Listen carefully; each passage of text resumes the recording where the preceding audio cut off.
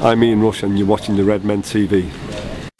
Hello and welcome to the comments below show. I'm Chris Pajak for the Redmen TV. A very depressed Chris Pajak actually, because it was awful, wasn't it? You know, we got beaten 4-1 by Arsenal at the Emirates. I think we're out of the top four race, judging by reading through all of the comments this week. So do most Liverpool fans. But, you know, you're not here for my views, we're here for yours. So let's get stuck into it. Phil Lahau, certainly out of the top four race now. Let's get out of the top seven so we don't have to play that Europa League shite. Not the only person, actually, Phil, to say that this week. I read all the comments from all of the videos, and there's loads of people shouting exactly the same stuff. Let me know, actually, what you think in the comments below, though. Do you think Liverpool are better off out of the Europa League, or do you think we got a better chance of signing the type of calibre players that we need by staying in the Europa League? Because, look, you know, as a football player, I'm sure that people do want to play in European competition. It's only really badly thought of, I think, the Europa League. Inside England, you know, people on the continent tend to want to play in European competition. Obviously, they prefer the Champions League, but do you think that Liverpool need to stay in the Europa League, need to get a place in the Europa League, to attract star players? Alexander Go, absolutely shocking performance.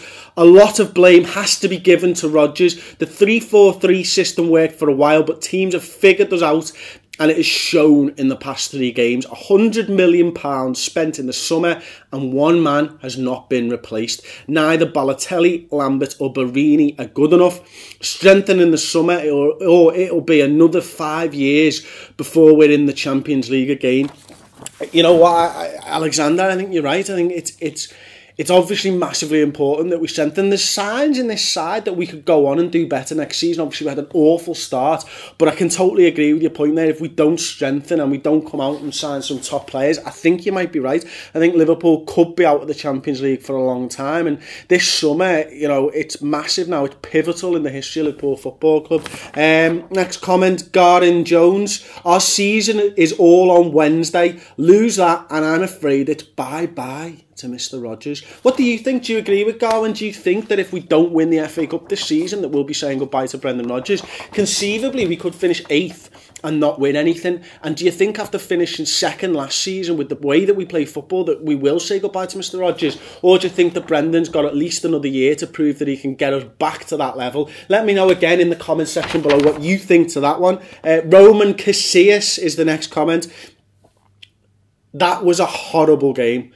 It really was. I seriously do not think Rodgers is the man to lead Liverpool. The man always fluffs in big games, and this was evident in the last 2 games and our European performance. When the team spends around 120 million, you seriously expect some sort of brilliance and experience, but no, we're much worse than we were. Sad times indeed. Look, this is the running theme of the comments this week, isn't it? I mean, everyone's bringing up how much we spent in the summer and how poor we've been by and large compared to last season.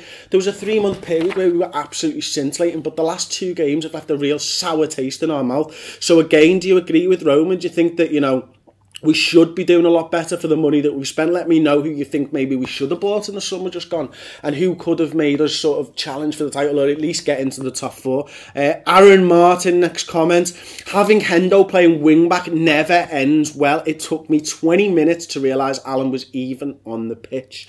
Defending was horrendous. Piss-poor passing in the first half. It got better in the second half, but no one had the extra bit of quality to create a real chance. Oh well. Let's hope for a positive result Wednesday. And I think we've got to. It's going to be difficult for the players to forget that mauling at the hands of Arsenal. But we do have a quarter-final replay in the FA Cup to play, so it's important that we forget about it as best we can and go on and try and get into the semi-final, you know, lift the fans a little bit, because as much as I disagree with the semi-finals being played at Wembley, it does lift the fans because you get to travel out there, you get to make memories, and you get to go down to Wembley and experience the atmosphere, and that's brilliant for fans.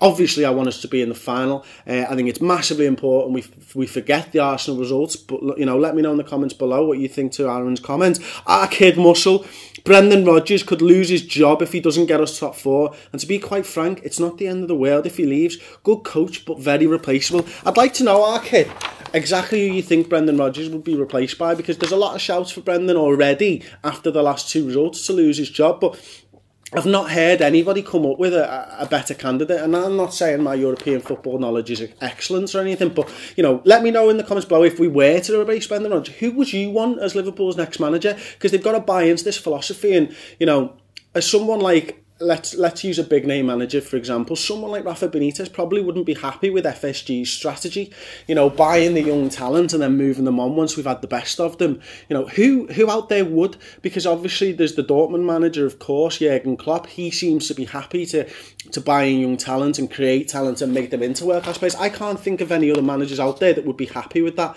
You know, and do you think FSG will be continuing with this strategy, or do you think it's time for a change? Again, let me know in the comments below. John Scott, well, wasn't that quite the steaming pile of dog shit? We just collapsed. And you're right, didn't we? I mean, that first 20 minutes, there was just no get up and go about Liverpool's performance. And I think it was an earlier comment. I think it might have been at Roman, actually. He says, in fact, it was Aaron, talking about he didn't even realise Alan was in the game early on in that first 20 minutes. Well, I'll tell you who I did realise was in the game in the first 20 minutes. I realised Kolo Touré was there. I realised Lucas were there, because they were leaving passes all over the place, you know, and getting us into trouble. So it was just a poor start, and then we clawed our way back into the game, and to be quite frank, their world-class players beat us, and that was the difference, I think, as the signings that they've made over the last couple of years stepped up, and our signings didn't, and that's a worry for me anyway. Kaka Poppe 1. Why did Rodgers bring Markovic off? Moreno is a defensive shocker once again, and is being at fault for so many goals this season. I would have had him off.